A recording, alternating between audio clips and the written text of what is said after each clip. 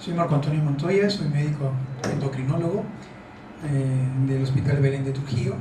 En esta oportunidad hay la ocasión de compartir algunos aspectos relacionados a la insulinización. Ya en otros apartados se ha tratado el tema de diabetes, pero vamos a hablar un poco acerca de la insulinización. Para poder entender bien la insulinoterapia, vamos a tener que hacer algunos recordatorios, algunos aspectos fundamentales e importantes, y asimismo recordar que todo en el tiempo tiene su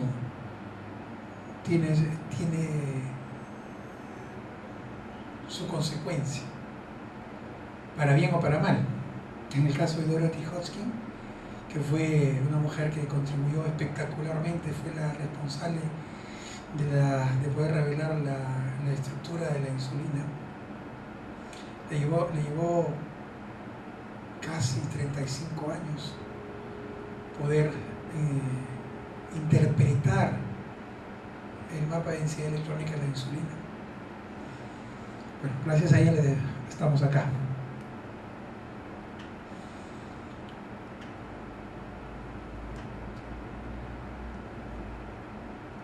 Muy bien. Bien, para hablar un poco del tratamiento en los pacientes diabéticos, previos a lo que es la insulinoterapia, hay que entender de que hay muchas guías. Las guías lo que son guías, son orientaciones que vienen dadas al médico, al que realiza la práctica médica en forma constante. Y estas guías lo que buscan es orientar la práctica médica, la decisión terapéutica. Lo cual no quiere decir de que estas guías sean necesariamente, sobre todo en tratamientos para los pacientes diabéticos, sea lo único aceptable y lo único que hay que hacer. No, son guías. En ese sentido hay que entender de que hasta la fecha la metformina, que es una biguanida, sigue siendo el tratamiento inicial en la monoterapia, no superado por nada, metformina.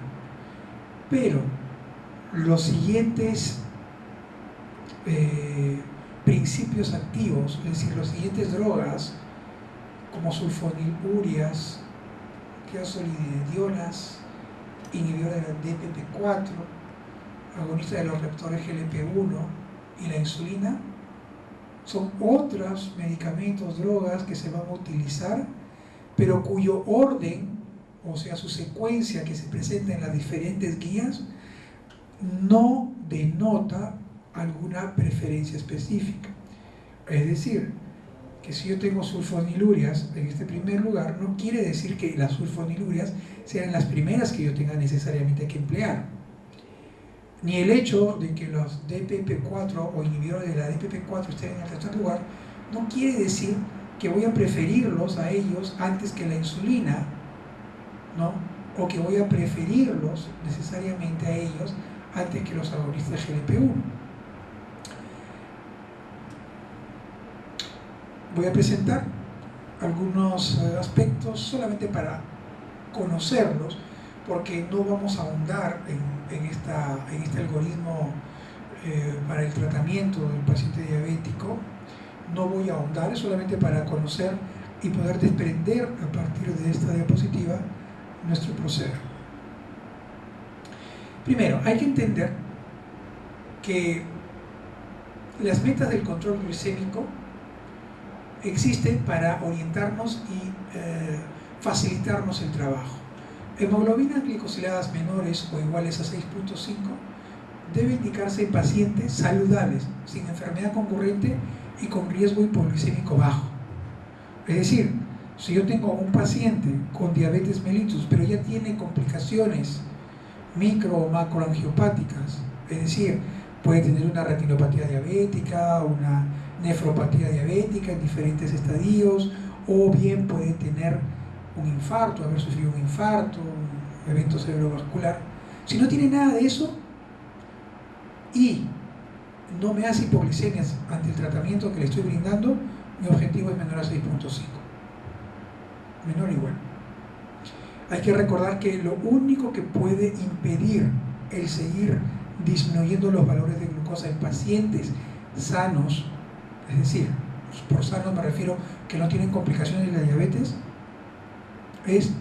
lo único que lo detiene es la aparición de hipoglucemia. En ese sentido, y en ese mismo orden, los valores de hemoglobina glicosilada o hemoglobina glicada mayores a 6.5% debe ser personalizado, porque puede ser mayor a 6.5, mayor a 7, mayor a 7.5. Va a depender de cada paciente, de la particularidad, porque nosotros no vemos enfermedades, sino pacientes. Esto es la guía del 2015, de este año, en el cual nosotros vamos a encontrar que siempre la primera indicación son las modificaciones del estilo de vida, es decir, una alimentación saludable. No hay que decir dieta, porque no se trata de dieta, es una alimentación saludable más actividad física, ejercicio, al menos 30 minutos diarios, de lunes a viernes. Cuando nosotros tenemos a los pacientes diabéticos con una hemoglobina glicosilada de inicio en el diagnóstico, o cuando viene a vernos, nosotros tenemos todo este bagaje de monoterapia. Cada uno de estos medicamentos puede ser empleado en monoterapia. Pero si mi hemoglobina glicada es mayor a 7.5, yo puedo utilizar la asociación de metformina con cualquiera de estos principios, desde agonistas de los receptores de GLP-1, podemos tener inhibidores del cotransporte de sodio-potasio, inhibidores de PP4, ¿no? Y hay que recordar que en este esquema, si yo no logro un control, puedo adicionar un tercer medicamento. Pero observen ustedes, recordemos,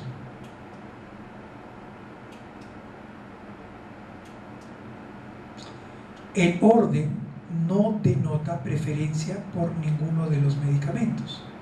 En ese sentido, el hecho de que la insulina pueda encontrarse aquí no quiere decir que tenemos que dejarlo al último, luego de que la enfermedad progrese y tenga una falla primaria o secundaria.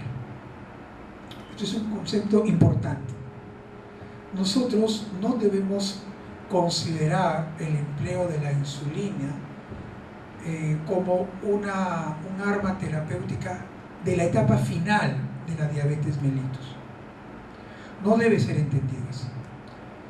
Esa escalonada terapéutica que habitualmente solemos observar o leer y que ilustra muchos de los textos y algunas guías, no quiere decir de que ese sea el orden en el curso de la propia enfermedad. Lo que quiere decir es de que debemos utilizar de forma adecuada el aumentar de 1, 2 o 3 medicamentos como combo terapéutico, y no quiere decir que primero sea 1, después el 2, después el 3 y después el último, de ninguna manera. Sin embargo, recogemos en esta diapositiva el hecho de que si el paciente tiene una hemoglobina mayor a 9 y síntomas, deberíamos iniciar con insulina. Muy bien. Este es un algoritmo, solamente es para que lo conozcan, porque vamos a desarrollar esto en más detalle durante el avance de esta presentación. Y vamos a ver de que existen algoritmos que nos facilitan el poder intensificar la insulinoterapia. ¿Qué quiere decir agregar o intensificar? Agregar significa pasar, pasar de solamente emplear tratamiento vía oral, ¿sí? En este caso le vamos a agregar al tratamiento insulina vía subcutánea. Estamos agregando, o sea, no estoy quitando el tratamiento vía oral, sino le estoy agregando. También tiene sus particularidades que ya lo veremos. O de estar ya utilizando el paciente insulinoterapia, tenemos que ajustar, mejorar la cantidad de insulina y el momento en que se administra. A eso nosotros le llamamos intensificación del control con insulina. Y ahí vamos a ver la cantidad de unidades que se pueden subir por unidad, cada cantidad de unidades por kilo de peso que se deben hacer. Ustedes van a ver, por ejemplo, en el lado izquierdo, los valores recomendados de unidades que deben agregarse, dependiendo de los valores de glicemia en ayuna que puedan haber, ¿no? Dependiendo también la intensificación. O sea, podemos ser tan complicados como querramos, o podemos hacer las cosas tan sencillas como el paciente realmente lo necesita. Y eso obedece el desarrollo de esta diapositiva. No debemos caer en un tecnicismo que realmente en la práctica diaria no conlleva generalmente a mejores resultados. Y eso es lo que vamos a hacer el día de hoy, vamos a tratar de mejorar. Muchas veces, créanme, por este tipo de guías, porque son esos guías, es que el médico, el colega, llega a la inercia terapéutica. Dice, no, esto ya es muy complicado, ¿cómo le voy a controlar la glucosa? Me va a estar llamando, va a tener que venir, no va a querer pagar la consulta. Múltiples razones por las cuales podemos nosotros decir, no voy a iniciar insulina, o la voy a dejar con la dosis que está, solo la voy a dejar con la dosis en la noche, aunque está un poquito alta la glucosa en las tardes, vamos a dejarlos. A eso nosotros le llamamos inercia terapéutica. Y en la insulinoterapia es algo diario, como el pan de cada día.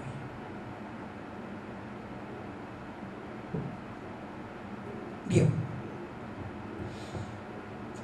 esta diapositiva, ¿de qué nos está hablando? Ustedes leen ahí memoria metabólica o efecto legado. Esto es muy interesante. Durante muchos años, y ustedes lo van a seguir escuchando, es que la insulinoterapia o el tratamiento intensivo del paciente con diabetes no conlleva a una disminución del riesgo de padecer complicaciones macroangiopáticas. Es decir, sí las microangiopáticas. En otras palabras,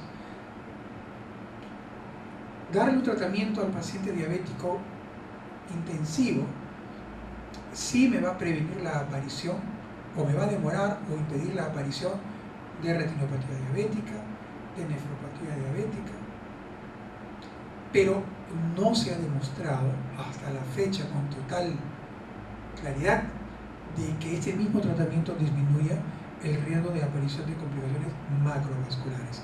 Llámense enfermedad cerebrovascular, infartos de miocardio. Sin embargo, existe el estudio KPDS, ese estudio KPDS que es todo un libro aparte, un capítulo aparte, muy interesante, como estudio pionero en el tratamiento convencional e intensivo de los pacientes diabéticos. En ese estudio se demostró que efectivamente el tratamiento intensivo mejora, disminuye el riesgo de aparición de complicaciones microvasculares. Como leemos ahí, dice que es importante intervenir en forma intensiva al momento del diagnóstico de la enfermedad de diabetes, puesto que el UKPDS demostró el beneficio llamado legado glucémico o memoria metabólica. En los pacientes a los que se siguió 10 años después de haber terminado el estudio, se observó que mantuvieron un perfil de complicaciones bajo. El estudio BAT demostró que permanecer en un mal control durante muchos años para luego bajar la glicemia ya no resulta muy útil. ¿Qué quiere decir esto? Que aquellos pacientes que hicieron el estudio de UKPDS, que es el estudio del Reino Unido, que tuvieron un control intensivo de la diabetes, con valores de hemoglobina glicosilada menores a 7, ¿sí? Una vez que terminaron el estudio, se les siguió. Se observó que muchos de ellos dejaron de tener controles intensivos porque salieron del estudio y empezaron a tener algunas veces no controles muy buenos. Pero se observó que a pesar de que no estaban bien controlados o de forma intensiva, no presentaban complicaciones llamadas infartos cerebrales o enfermedades cerebrovasculares y enfermedades cardiovasculares. Es decir, no es que no tenían, sí tenían, pero menos que la población que no habían tenido desde un comienzo un tratamiento intensivo.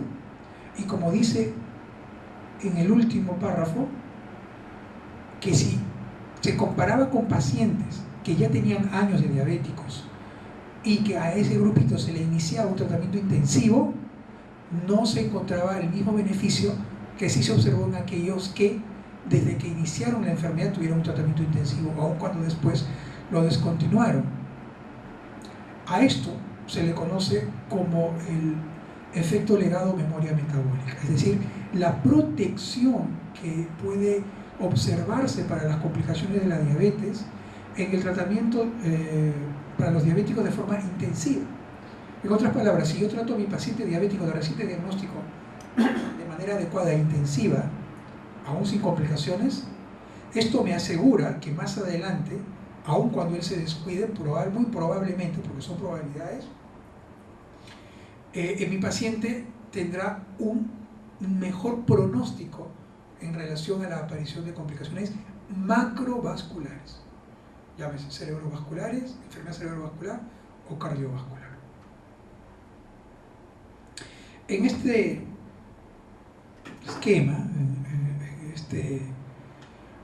estamos observando una línea de tiempo, ¿no? Este es el KPDS, fin del estudio, y este fue el seguimiento que se le hizo 10 años después. Aquí estamos viendo la reducción de riesgo frente a terapia convencional, es decir, este es un grupo, acá vemos a los pacientes que tuvieron tratamiento intensivo versus tratamiento convencional, los vamos a comparar. Tenemos aquí a los pacientes que tuvieron tratamiento intensivo y los que tienen tratamiento convencional 10 años después. 10 años después. O sea, es el mismo grupo. Una vez que terminó el estudio KPDS, dejaron de tener un seguimiento o un tratamiento intensivo, pasaron a un tratamiento convencional, es el estudio VAR, y vieron lo siguiente. Comparemos.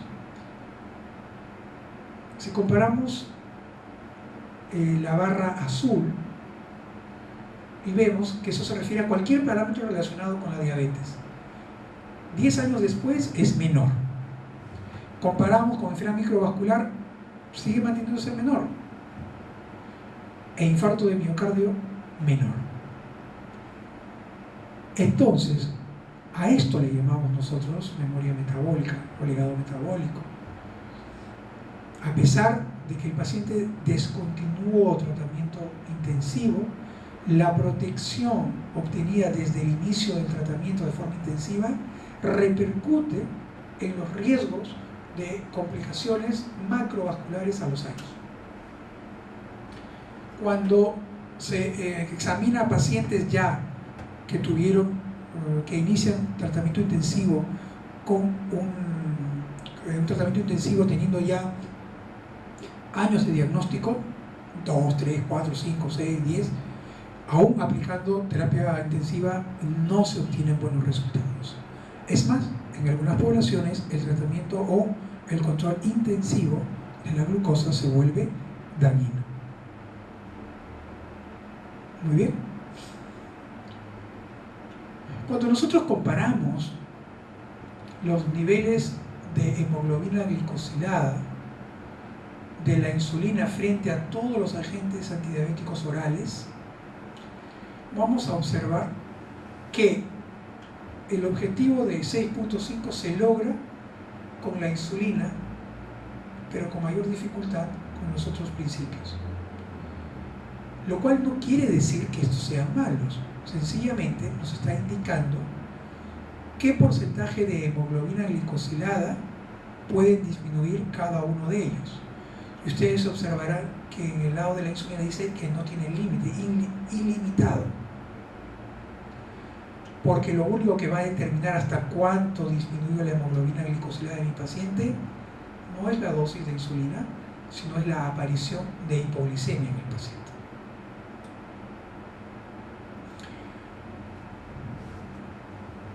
Esto también se desprende del estudio prospectivo del Reino Unido, diabéticos, en los cuales se comparan los diversos antidiabéticos orales, ¿no?, que ustedes están viendo ahí. Van a observar en la línea verde, por ejemplo, es clorpropamida, que es una biguanida, perdón, una sulfoniluria. La metformina en color rojo, que es una biguanida. Y cada uno de ellos tiene una curva diferente en el tiempo. Vean ustedes la curva verde de la clorpropamida, que es una sulfoniluria de primera generación, comparado, por ejemplo, con glibenclamida, que es la de color amarillo. Ustedes van a ver que conforme pasan los años en el empleo de ese medicamento, inexorablemente la hemoglobina glicosilada se eleva. En este estudio se vio que a los 9 años solo tuvieron una hemoglobina glicada menor a 7%, el 8% en dieta, el 24% en glibenclamida y 42% en insulina.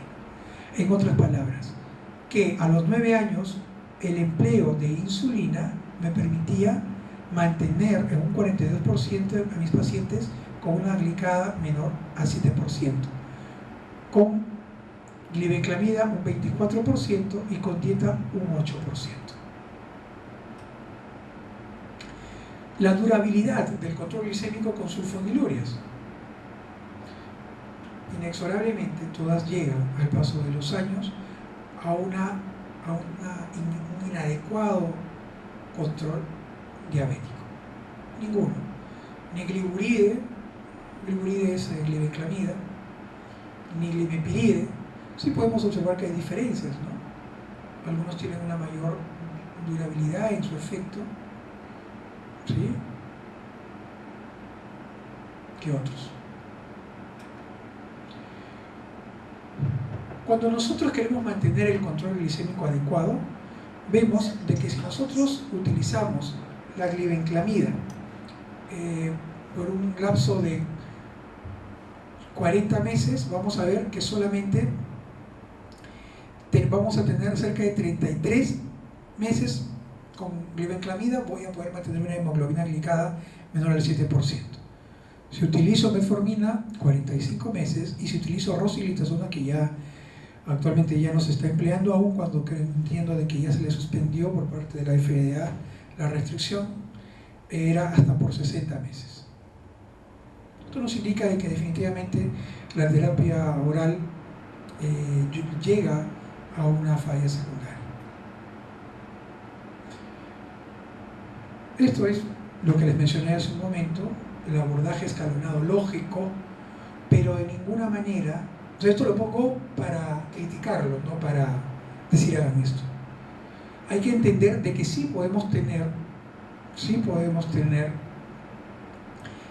con la insulina este esquema, pero no podemos tenerlo con los antidiabéticos orales. Y la crítica es justamente cuando estos esquemas escalonados en el tiempo se utilizan para los antidiabéticos orales.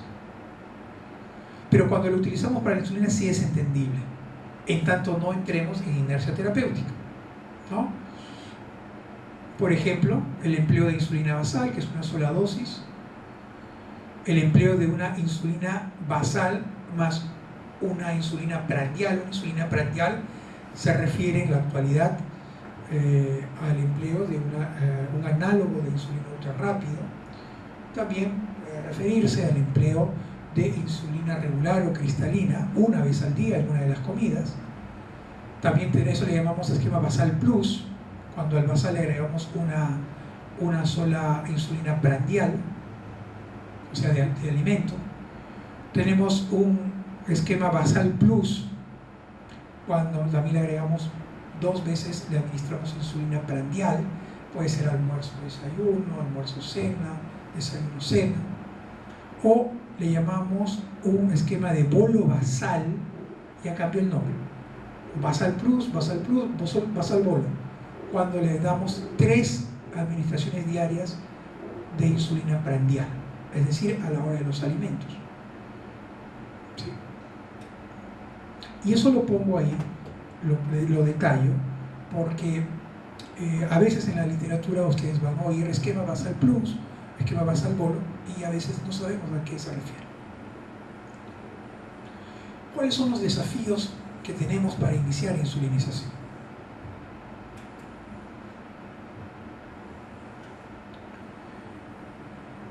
Primero hay que entender de que hay un concepto que es de hiperglicemia severa. Este esquema, esta recomendación también está escrita en varios lugares y en varias guías, se mantiene. Cuando nuestra glucosa en ayuno es mayor a 250, o cuando nuestra glucosa al azar siempre está por encima de 300, con una glicada mayor a 10, con acetonuria, con diabetes sintomática que puede tener polidipsia, poliuria baja de peso, hiporexia, requiere tratamiento de insulina. Entonces el típico paciente descompensado que viene a una consulta médica: doctor, estoy con sed, no tengo apetito, he bajado de peso, le pedimos una glucosa, 280, 300, 850, debemos iniciar con insulina. Muy bien.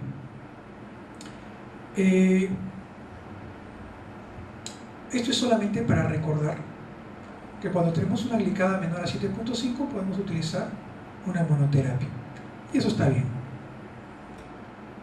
Cuando nuestra glicada está por encima de 7.5 podemos utilizar una terapia dual.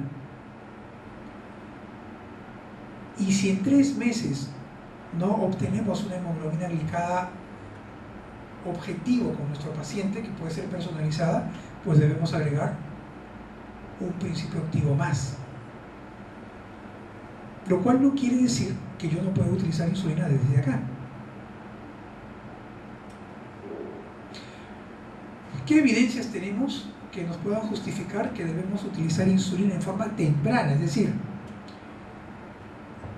no en el tiempo, o sea, vamos a dejarlo al final. O sea, ¿qué evidencias tenemos de que no debemos hacer eso, sino que debemos utilizar la insulina de forma temprana? Bueno, ya lo hemos mencionado, el UKPDS.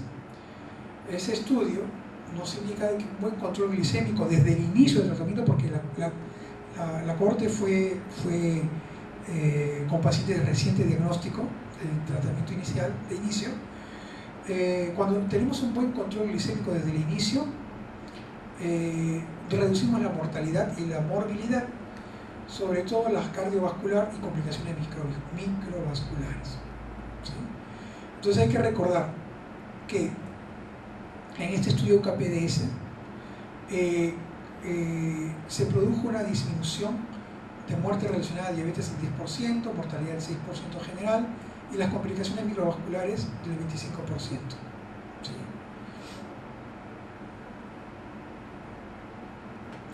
Algunos aspectos a considerar.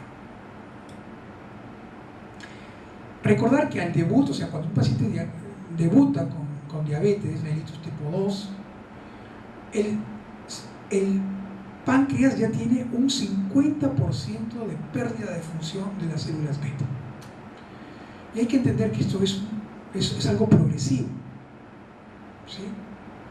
Entonces, aspecto principal, uno de los aspectos importantes, al diagnóstico ya el 50% de las células beta están disfuncionales. Y el paciente debut de diabetes mellitus tipo 2, sintomático con hiperglicemia severa, está indicado insulina con o sin otros agentes.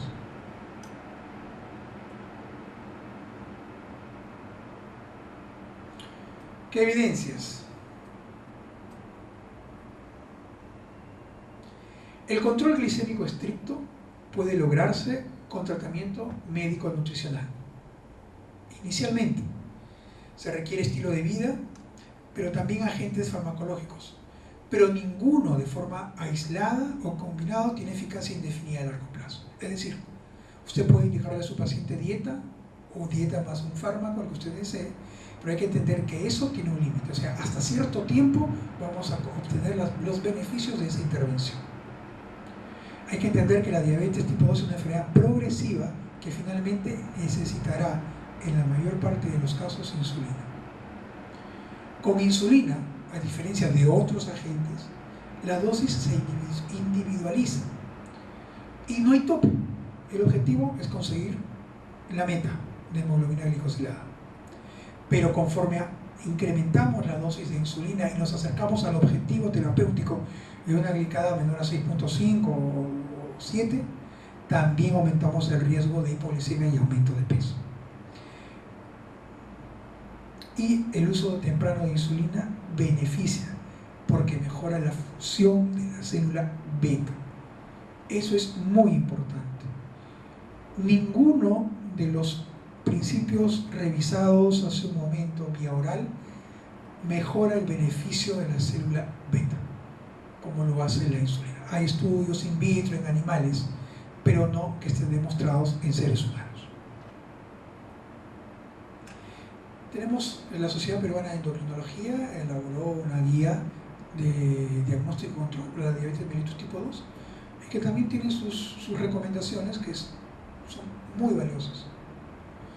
Este grupo de consenso de la Sociedad Peruana de Endocrinología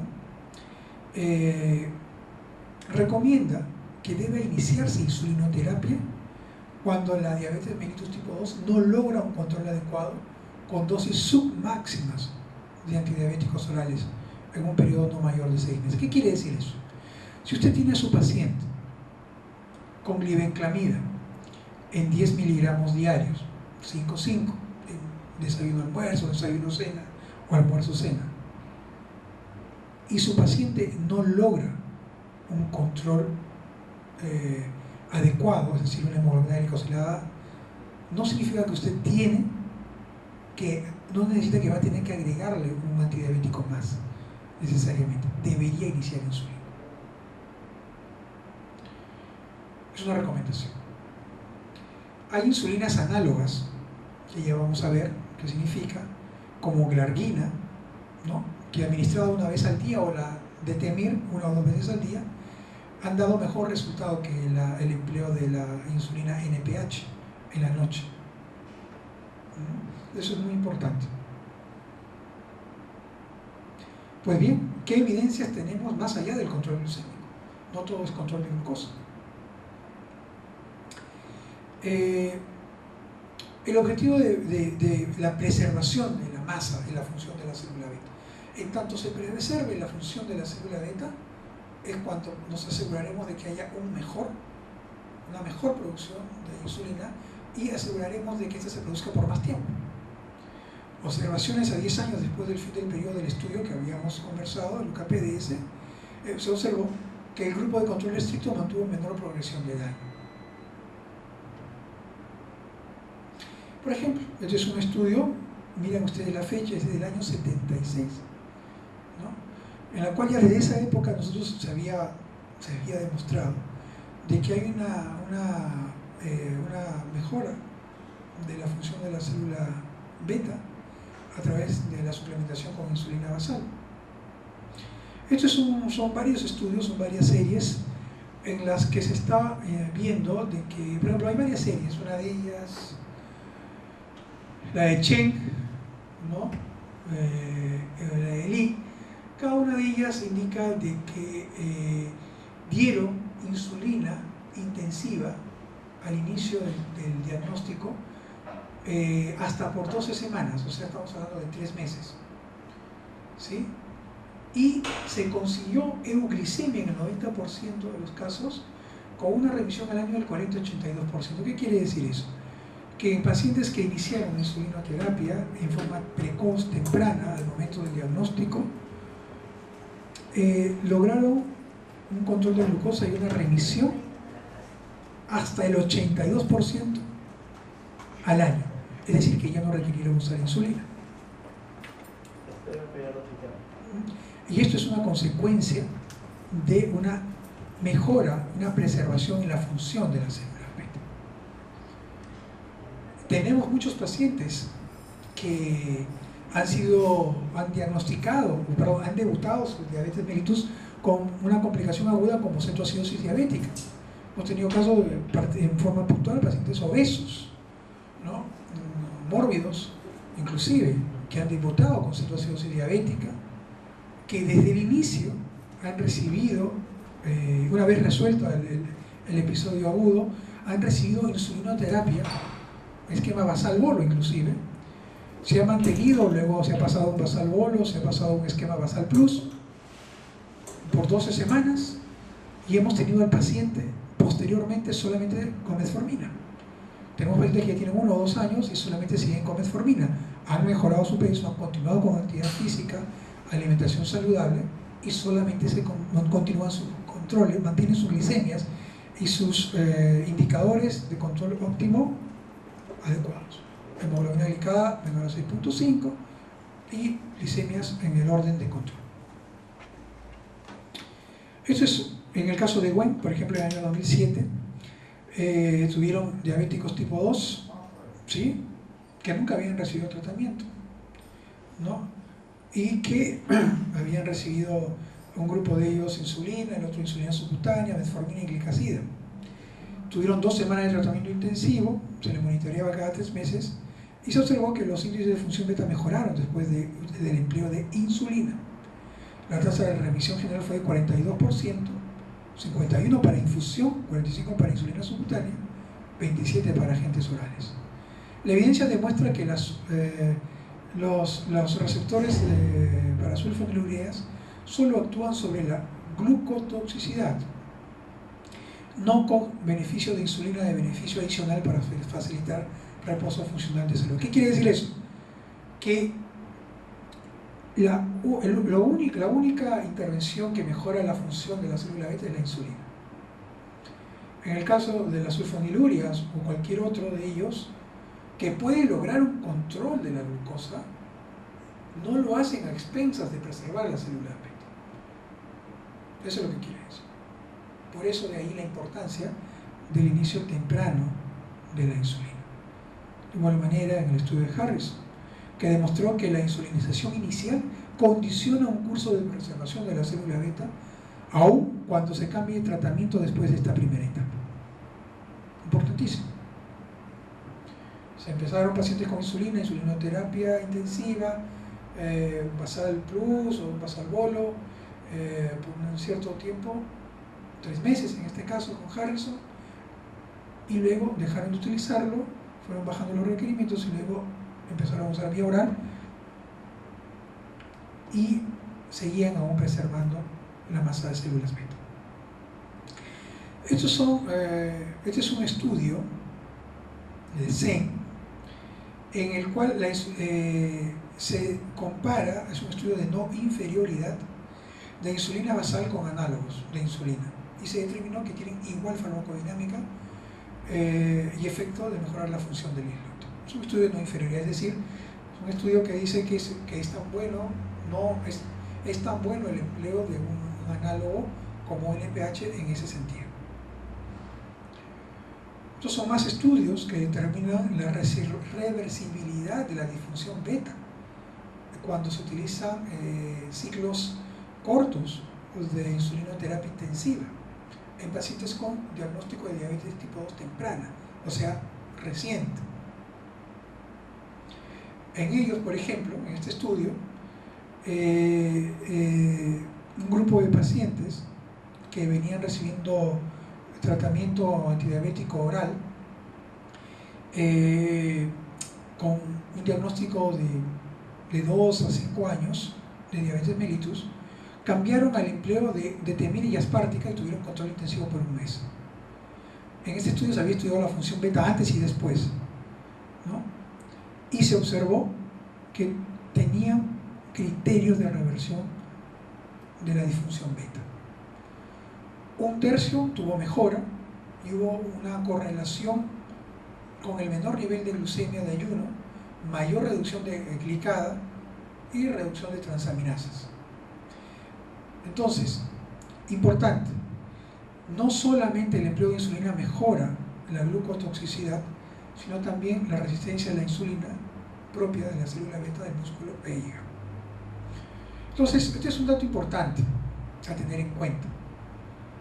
En los últimos años muchos trabajos han demostrado que tratar a corto plazo con terapia intensiva de insulina mejora los índices de la función beta como consecuencia de haber recuperado la glucolipotoxicidad, ¿sí? Pero el empleo de insulina demuestra el efecto de preservar y mejorar la función beta residual. Entonces, ¿Qué asuntos deberíamos considerar prácticos para el inicio de la administración de insulina? Primero que hay que considerar que hay que abordar cuanto antes a los pacientes con diabetes. La necesidad de insulina no es un signo de que hay enfermedad terminal, ni quiere decir que hay un fracaso del paciente. Ese es un asunto que hay que aclararlo con los pacientes. El emplear insulina no quiere decir que el paciente esté empeorando, y ni quiere decir que se va a quedar ciego, ni que va a entrar a hemodiálisis. Actualmente, las insulinas análogas son más seguras, más simples de administrar y mucho más fisiológicas. Este es un esquema que debemos recordar, que demuestra, que pone claramente cuáles son las, cómo se produce, cómo podemos graficar la secreción fisiológica de insulina en las personas sanas. Esta línea azul en ambos extremos representa la secreción basal de insulina, que aun cuando se ve basal, o sea, se ve plana, no lo es. O sea, la secreción basal también es pulsátil, pero son muy pequeñitos. Pero en fin, es una pulsación, es una secreción basal, o sea, constante, ¿sí? Aun cuando no comamos. Y estas son las excursiones de la insulina luego de tomar alimentos. En el desayuno, almuerzo, vean ustedes cómo se eleva rápidamente los niveles de insulina que vienen a partir de la liberación de los gránulos ya producidos en las células beta, ¿sí?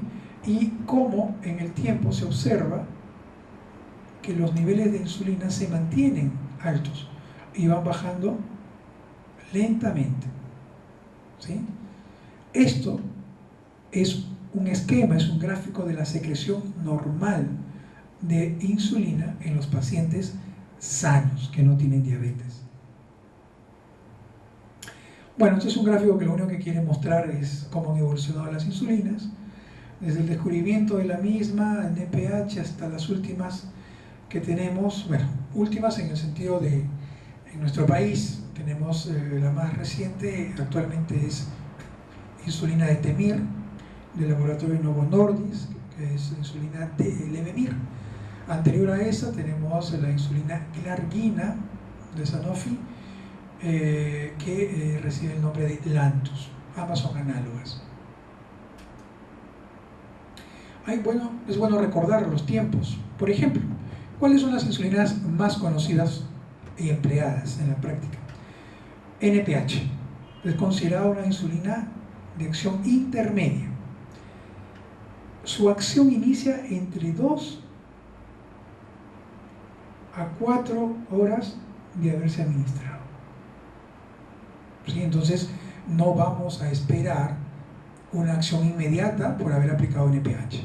Es una insulina que se utiliza como un mimético de una secreción basal.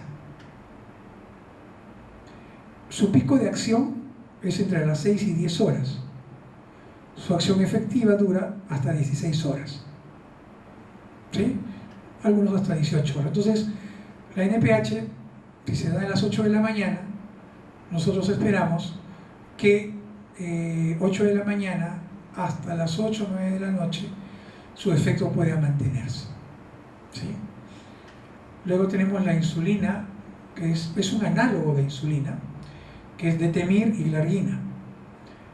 Ambos inician en forma precoz, entre media hora a 3 horas su acción. No tienen pico de acción, tienen una acción efectiva hasta 24 horas en el caso de Glargina, y también en el caso de Temir hasta 20 horas, y una duración máxima de hasta 24 horas en ambos casos. Y luego tenemos la insulina rápida, la cristalina o regular, que inicia de media hora, dura hasta entre media a 1 hora esta su acción. Esto es por vía subcutánea. La vía venosa o endovenosa es mucho más rápida, son minutos, y dura hasta 8 horas, dura la insulina regular o cristalina, 8 horas.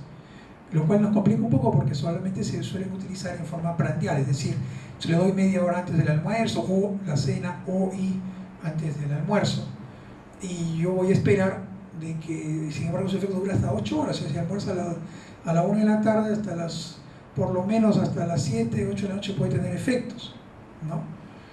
Y eso no, fisiológicamente no es adecuado, pero es lo que teníamos, bueno, hasta ahora, pero preferimos los análogos. Estos son análogos ultra rápidos, ¿no? Blispro, Aspar, glulicina, que inician muy precozmente, ¿no? Los 15 a 20 minutos, su pico es hasta a la media hora, hasta la hora y media, y duran hasta 6 horas, ¿no? Duración máxima. La práctica quizás 5 horas. ¿Qué insulina debemos indicar? NPH, glargina, detemir, Lantus, NPH, detemir. ¿Qué indicamos? Veamos. En rojo, esta es la gráfica de la NPH en el tiempo, es decir, una administración en la mañana, y vamos a observar cómo los niveles de insulina se elevan y luego bajan. Es decir, no es posible observar una meseta muy clara de la NPH. Si lo comparamos con detemir, que es la verde, vemos que tiene una cinética más estable, y al igual con glargina. ¿Cuál es la eficacia clínica de insulina detemir? Ahora, ¿por qué me detengo a hablar de detemir? ¿Y por qué no me detengo a hablar de glargina? No se trata de ninguna preferencia comercial, sino básicamente por el hecho de que la insulina detemir podemos emplearla sin ningún problema en gestantes, así como también en niños menores de 6 años. En cambio, Lantus, si bien es cierto, tiene estudios para el empleo en niños menores de 6 años, aún no ha sido aprobado por la FDA para esto, y no se debe indicar todavía insulina Lantus en gestantes. Es por esa razón de que me detengo en detemir, porque tenemos con esta insulina mayor facilidad en la intervención en los diferentes pacientes. Cuando la comparamos con NPH, nosotros observamos que con ambas conseguimos una disminución adecuada de la hemoglobina glicosilada o la hemoglobina glicada. Así es que en ese sentido no hay problemas en cuanto al objetivo de hemoglobina glicada. Pero cuando comparamos a detemir con NPH en función de la hipoglicemia, vemos obviamente que con NPH tenemos eventos de hipoglicemia severa y leve, la reducción del riesgo con detemir versus la NPH. Entonces tenemos menos eventos de hipoglicemia severos que con la NPH. Cuando comparamos una dosis diaria de detemir con antidiabéticos orales, vemos que mejora el control glicémico con menos aumento de peso. Esto es muy importante. Uno de los aspectos que de alguna manera son contraproducentes con el empleo y el uso de insulina es el aumento de peso. Recordemos que la insulina es una hormona anabólica por excelencia, y en ese sentido puede hacer subir de peso. Pero los antidiabéticos orales, al estimular la producción también de insulina, también producen aumento de peso, así como del apetito. Pero cuando comparamos ambos resultados de análogo de insulina antidiabético, vamos a ver de que 57% menos aumento de peso en pacientes del grupo tratados con análogo de detemir versus los que eran tratados con NPH más antidiabético oral. ¿No? Esto es muy importante. Yo le puedo dar antidiabéticos orales tanto los pacientes que tienen detemir como NPH, pero voy a conseguir menos aumento de peso con los que estén utilizando detemir contra los que estén utilizando NPH. Cuando comparamos aumento de peso, vamos a obtener en varias series, en varios estudios, menos aumento de peso con detemir en color verde que si lo comparamos con otra como insulina glargina, que es la de color morado.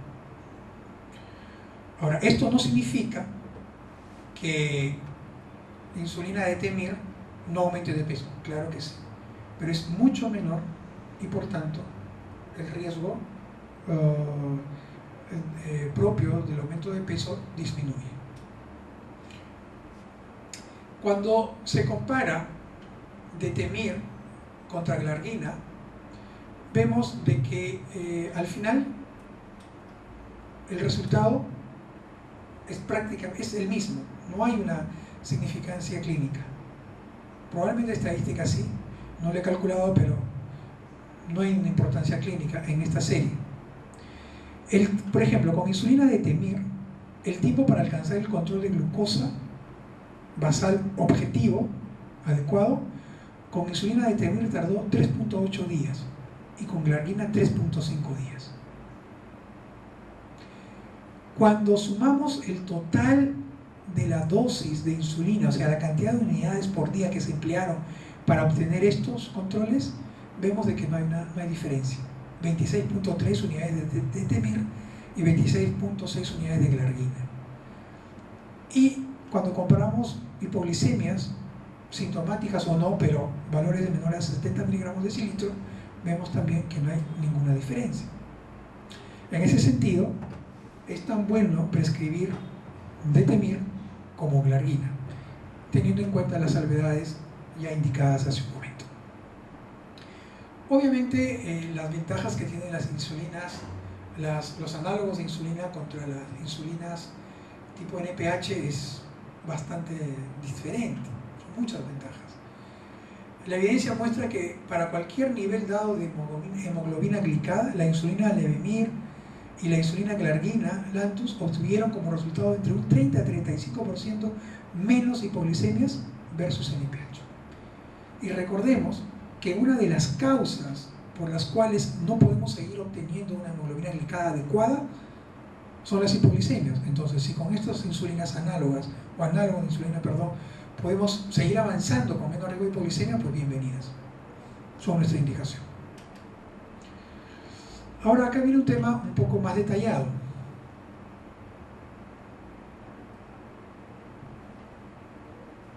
Cuando intentamos comparar, o cuando comparamos, porque se ha comparado, vamos a observar en esta fila NPH, en esta glargina y en esta Levemir, o detemir, Lantus.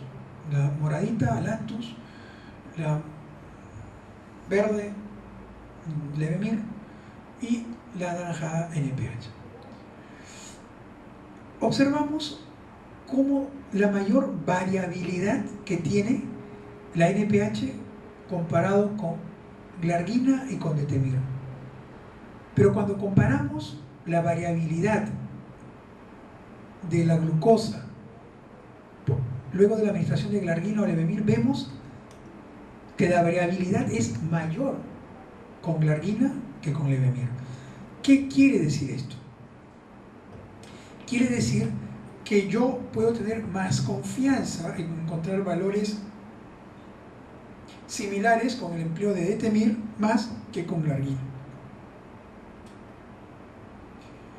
¿Qué ventajas tenemos de detemir sobre la NPH? Por ejemplo,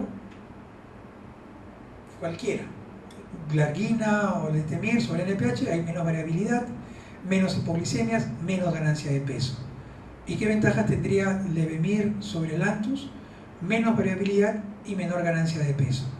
Y dos apartados más, lo que indique respecto a el uso en gestantes y el uso en niños menores de 6 años.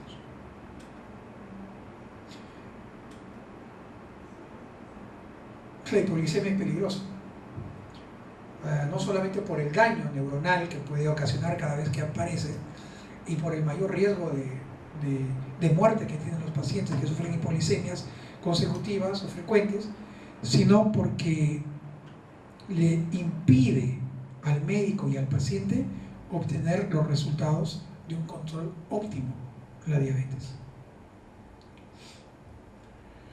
Vean ustedes, el miedo del sujeto a la hipoglicemia aumenta cuanto mayor sea la gravedad de la hipoglicemia. Es decir, yo puedo tener una hipoglicemia leve y eso no me genera mucho miedo, pero si yo tengo una hipoglicemia severa o muy grave, con pérdida de conciencia y que requiera de que me hayan llevado a un hospital o a una emergencia, pues el miedo, vean ustedes cómo se incrementa.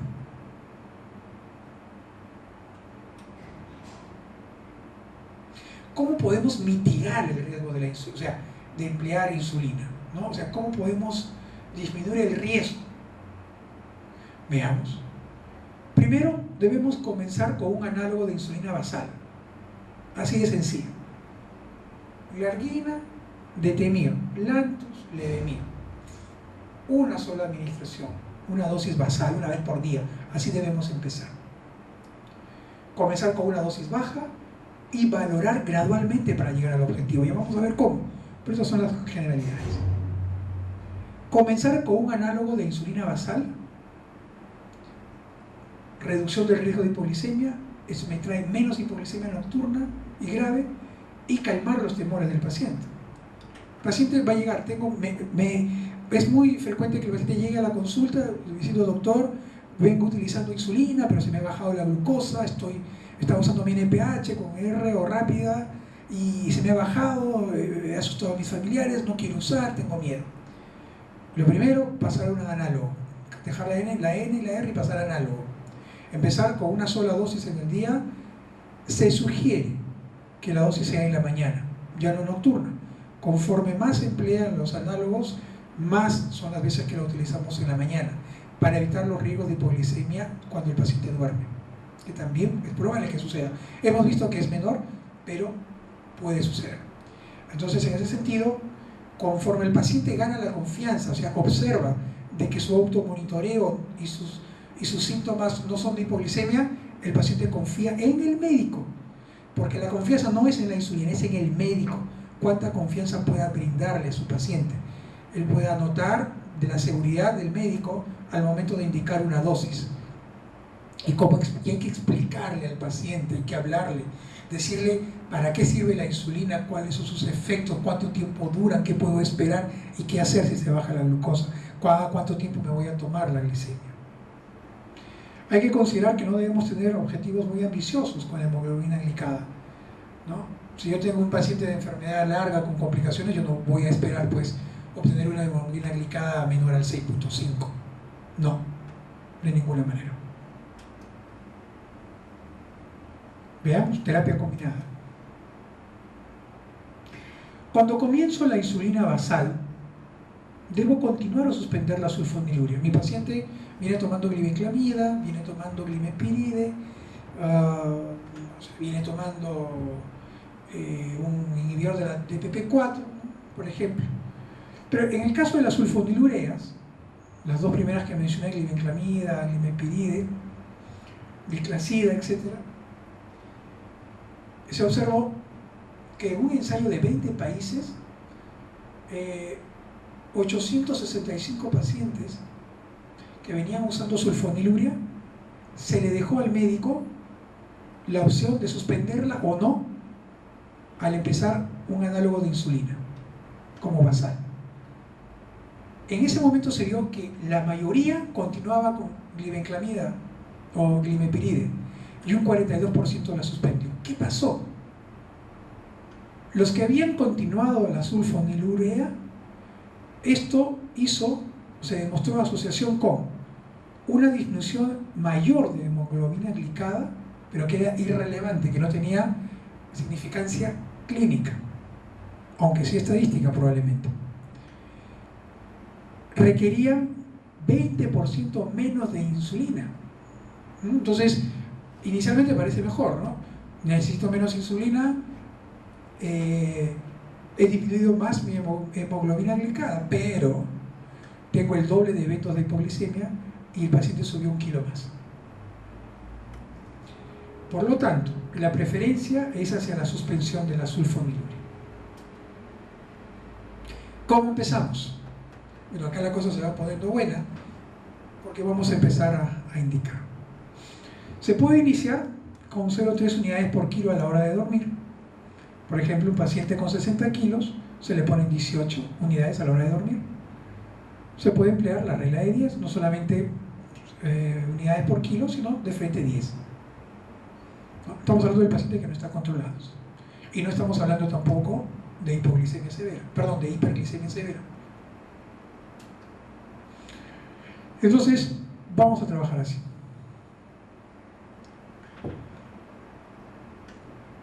A nuestro paciente, como hemos leído, vamos a iniciar con una insulina basal. Un análogo de insulina, en este caso, Levemir, Detemir, Lantus, Glargina, cualquiera de ellas. Podemos utilizar 10 unidades, preferiblemente en la mañana, también puede ser en la noche, y vamos a pedirle al paciente que conozca este esquema. Este es un esquema de automonitoreo de la glucosa, conocido como 303. Ustedes están viendo acá a la izquierda valores de glucosa que dicen mayor a 120, entre el 90 y 120 y menores de 90. Esto es para empezar la titulación. ¿Qué significa?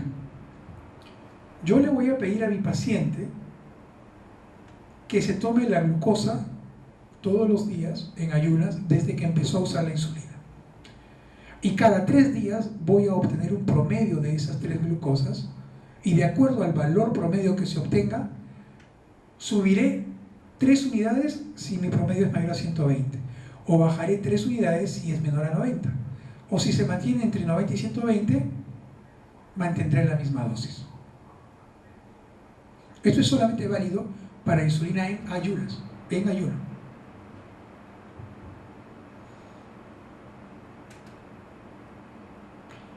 Muy bien. Entonces, estamos hablando hasta el momento de un paciente con una insulina basal. Doctor, ya me siento mejor. Mi glucosa con el glucómetro, porque se requiere un glucómetro, me indica de que yo tengo mi glucosa en 105, 110, 108, 100. Ya estoy controlado. Veamos, ¿qué puede estar sucediendo?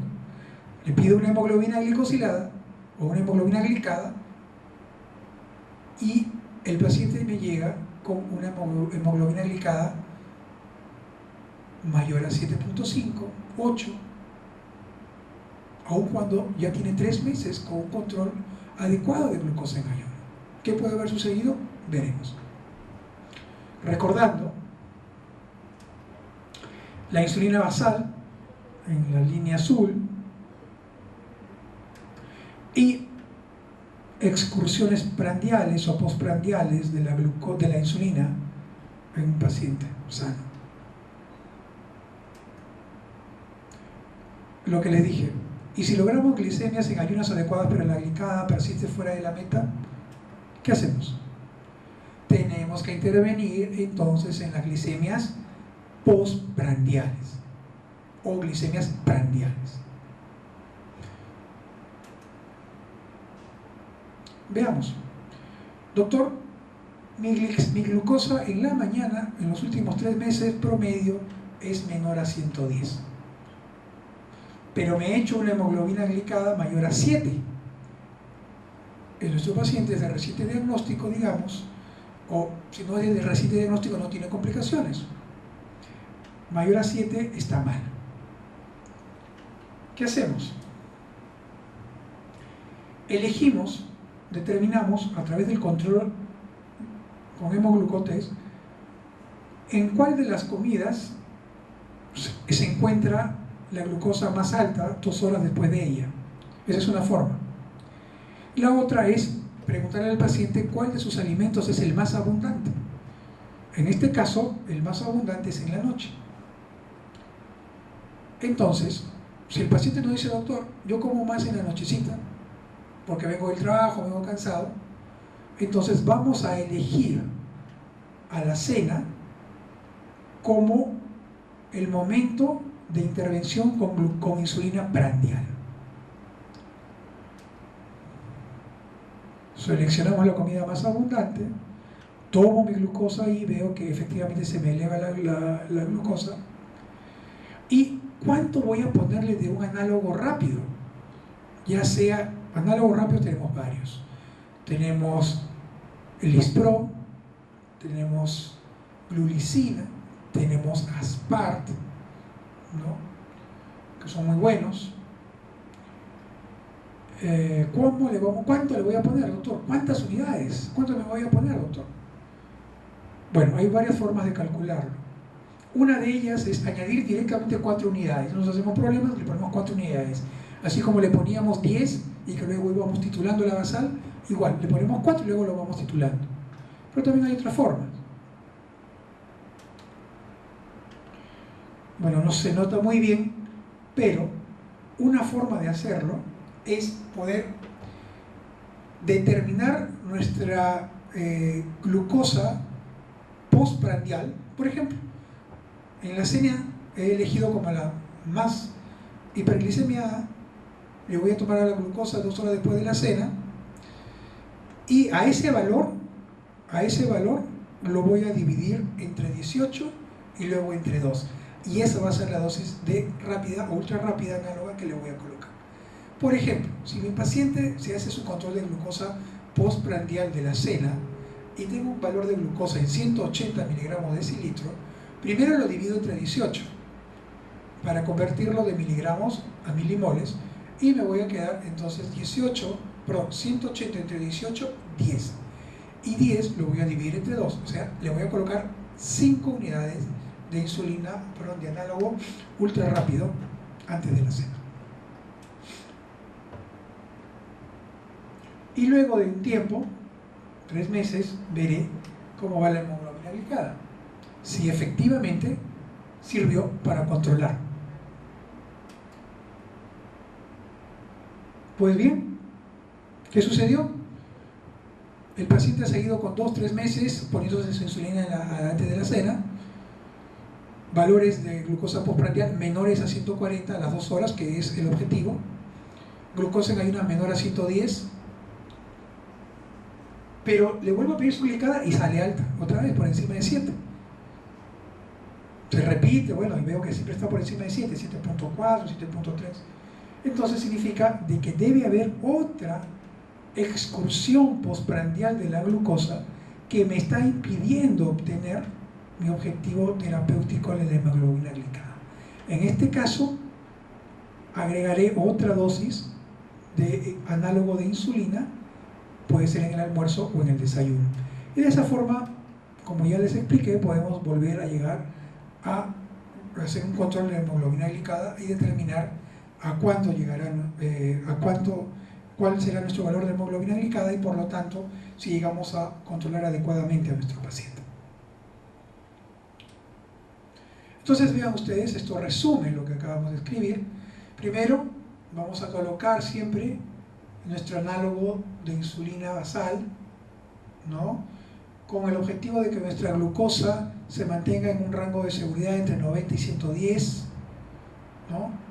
Si está por encima le subimos 3 unidades, si está por debajo de 90 le quitamos 3 unidades, y si está entre 90 y 110 seguimos la misma dosis de basal. Y luego podemos añadir, si es que no consigo una hemoglobina glicada menor a 7, puedo añadir 4 unidades o lo calculamos dividiéndolo entre 18 y luego 2, el valor de la glucosa postprandial, y luego controlamos con hemoglobina glicada a los 3 meses y hacemos el mismo cálculo si es que se mantiene por encima de 7. Esa es la manera como nosotros podemos intensificar la insulinoterapia. Un apartado, un paréntesis: no necesito esperar 3 meses para saber si tengo que intensificar la glucosa, la insulina basal con una prandial. Basta con que yo sepa cómo están mis valores de glucosa postprandial para saber que están elevando mi hemoglobina glicada.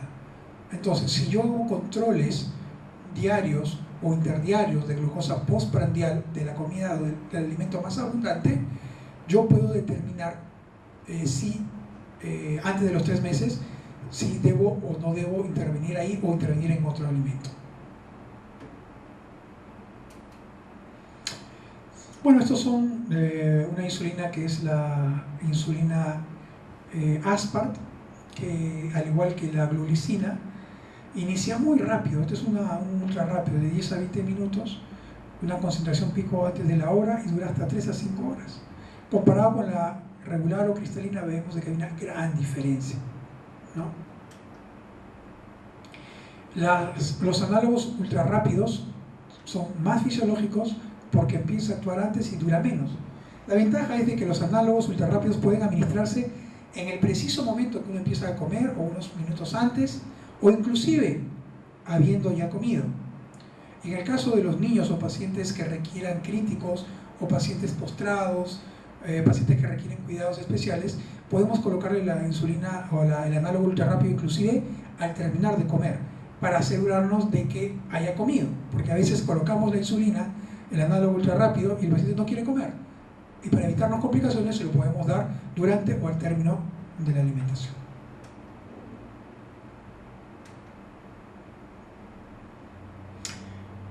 Debemos recordar entonces que las insulinas análogas ultra rápidas son más seguras en el control de la glicemia postprandial. Hay un menor riesgo de hipoglicemias cuando comparamos, por ejemplo, Aspart, comparamos con insulina cristalina o regular, hay 72% de reducción de riesgo en las hipoglicemias, ¿no? Ahora, si yo estoy utilizando una insulina cristalina y quiero pasar a usar una insulina, un análogo ultra rápido como Aspart o glulicina o Lispro, la conversión es 1 a 1, una unidad de cristalina por una unidad de ultra rápida. Bueno, muchas gracias.